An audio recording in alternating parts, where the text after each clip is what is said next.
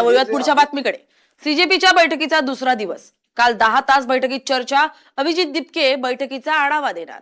Cockroach जनता पार्टीच्या core कमिटीची खलबतं चालू आहेत. कॉक्रोच जनता पार्टीचा बैठकीचा आज दुसरा दिवस आहे. काल जवळपास 8 ते 10 तास कॉक्रोच जनता पार्टीच्या कोअर कमिटीची बैठक पार पडली आहे. आज दुपारी कॉक्रोच कोअर कमिटीचे सदस्य अभिजित दिपके प्रेस कॉन्फरन्स घेऊन 2 दिवसाच्या बैठकीचा आढावा संदर्भात माहिती देणार आहेत. याचा आढावा घेतलाय आमचे प्रतिनिधी संजय आहेर यांनी. पाहूयात. छत्रपती संभाजीनगर मध्ये मागील कालपासून सीजीपीची बैठक चालू आहे. त्यांचे जवळपास 10 ते 12 कोर कमिटी सदस्य या ठिकाणी अभिजित दिपके यांच्याच घरी ही बैठक चालू आहे आणि काल देखील जवळपास 8 ते 10 घंटे त्यांची बैठक चालू होती. आज पुन्हा बैठकीला थोड्या वेळात सुरुवात होणार आहे. मात्र 2 वाजता ते प्रेस कॉन्फरन्स घेणार आहे. त्या प्रेस कॉन्फरन्स मध्ये त्यांची जी काही 2 दिवसीय जे काही आढावा घेतलाय, 2 दिवसाची जी काही चर्चा झाली तो निर्णय मात्र आता दुपारी 2च्या नंतरच मात्र प्रेस कॉन्फरन्स मध्ये ते जाहीर करणार आहेत. दुसरीकडे पाहिलं तर झारखंड या ठिकाणी देखील मुलांचं आंदोलन चालू आहे. तिथे देखील ते पाठिंबा दिलेला आहे. परंतु तिथे ते पाठिंबा जरी दिला असला त्या आंदोलनामागे तिथे सहभागी होणार आहेत का? ज्या प्रकारे आम आदमी पार्टीची सत्ता पंजाबमध्ये आहे तिथे देखील पेपर लीकचं प्रकरण झाले, तिथे देखील ते जाणार आहेत का? तिथे देखील आंदोलन करणार का? कारण की भारतीय जनता पार्टीकडून त्यांच्याकडे वारंवार आरोप केले जात आहेत की जिथे भारतीय जनता पार्टीची सत्ता आहे त्याच ठिकाणी हे आज आंदोलन करतात. मात्र आता जे काही विरोधी पक्ष आहेत त्यांच्याकडे देखील ज्या राज्यामध्ये त्यांची सत्ता आहे तिथे देखील हे आंदोलन करणार का हे देखील पाहणं महत्वाचं ठरणार आहे. त्यामुळे आज 2 वाजता त्यांची जी काही गेल्या कालपासून आज दुपारपर्यंत जी काही बैठक होणार त्या बैठकीमध्ये काय निर्णय घेणार आहेत हे देखील पाहणं तेवढंच महत्वाचं ठरणार आहे. त्यानंतर मात्र सर्वात महत्वाचं म्हणजे आज सरसंघचालक मोहन भागवत हे देखील मुंबईमध्ये युवासोबत संवाद साधणार आहे. जे जेनजी आहेत त्यांच्यासोबत संवाद साधणार आहे. त्यामध्ये देखील त्यांच्या जे काही त्यांची बैठक आहे जे काही संबोधित करणार त्याकडे लगेच त्यांच्याकडे देखील यांचं ह्या सीजीपीच्या जे काही दिपके आहेत किंवा त्यांचे सदस्य आहेत यांचे देखील लक्ष लागून असणार. त्यानंतरच मात्र ते ठोस निर्णय घेतील असं देखील आशा व्यक्त केली जात आहे.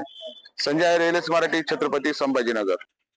जात प्रमाणपत्राच्या आधारावर काही जण निवडून आलेत. प्रमाणपत्राला 1950च्या पूर्वीचे पुरावे पाहिजेत, वडेट्टीवारांचं वक्तव्य.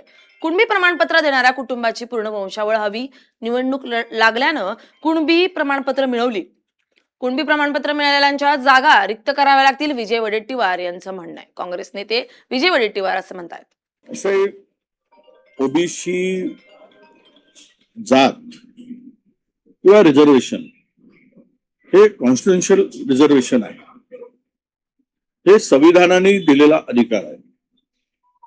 लोकसंख्येच्या 50% 52% लोकसंख्या त्यावेळेस गृहीत धरून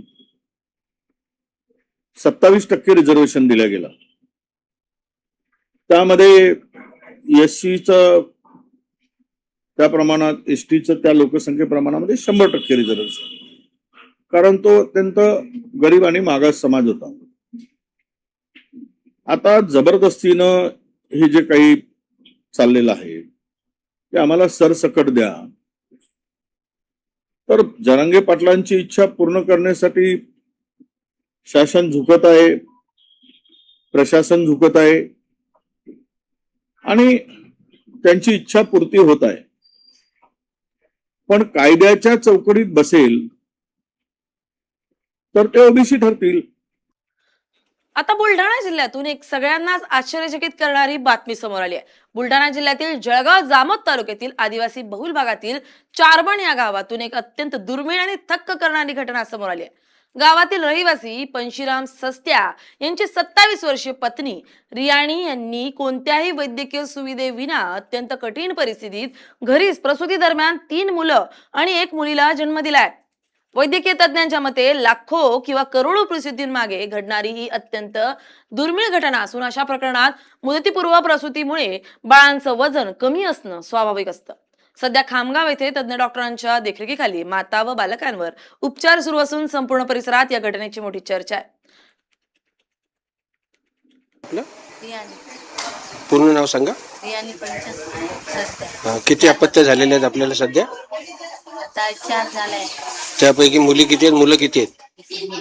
3 मुलं 1 मुलगी. याच्या पहिले किती अपत्य आहेत? 1 मुलगा 2 मुली. कसं वाटते आता 4 मुलं एकसाथ झालेले आहेत? चांगलं आहे. चांगलं वाटते. देवानं दिलं, आता काय करतात. आता बातमी पुण्यातून, तीही आनंदाची. प्रियंका कदम या रनर अप पदी त्यांची निवड झालेली आहे. प्रियंका कदम यांची प्रेरणादायी कहाणी आहे. Miss India impression of the nation पर्यंतचा प्रवास.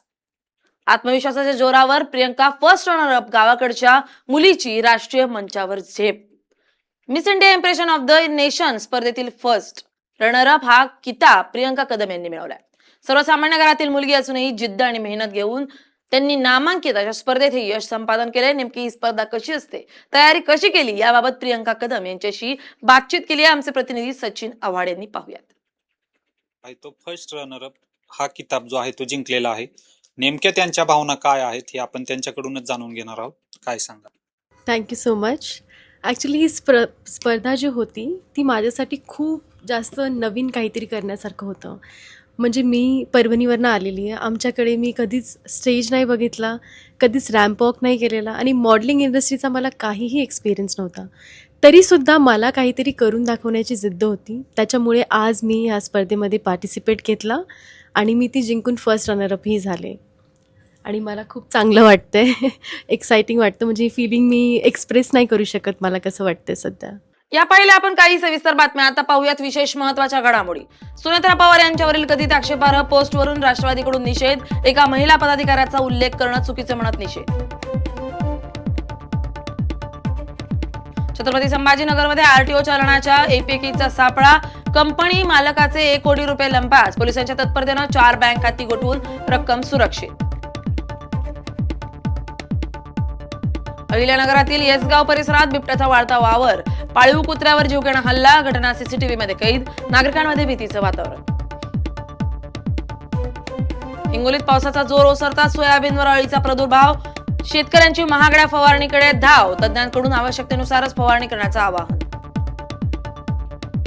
पुण्यातील आंबे गावात पावसामुळे शेती पिकाचं अतोनात नुकसान. हाताशी आलेलं गवारीचं पीक सडून गेलं. प्रशासनानं तात्काळ पंचनामे करून योग्य भरपाईची शेतकऱ्यांची मागणी. रायगडच्या मुंबई गोवा राष्ट्रीय महामार्गावरील लोणोरे उड्डाणपुलावर खड्डे. लोखंडी सळ्या बाहेर. अपघाताचा धोका वाढला. तातडीनं खड्डे बुजवून पुलाच्या दुरुस्तीची मागणी. अमरावतीतील अर्जुन नगरात मांडूळ सापाला जीवदान. सर्पमित्रांनी सुरक्षित मांडूळ सापाला जंगलात सोडलं.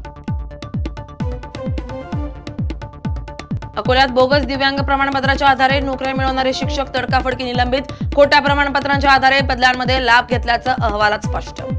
गडचिरोलीत राष्ट्रीय महामार्गालगत हरिणाचं पाडस मृतावस्थेत. वन्यभक्षक प्राण्यानं हल्ला केल्याची प्राथमिक शक्यता.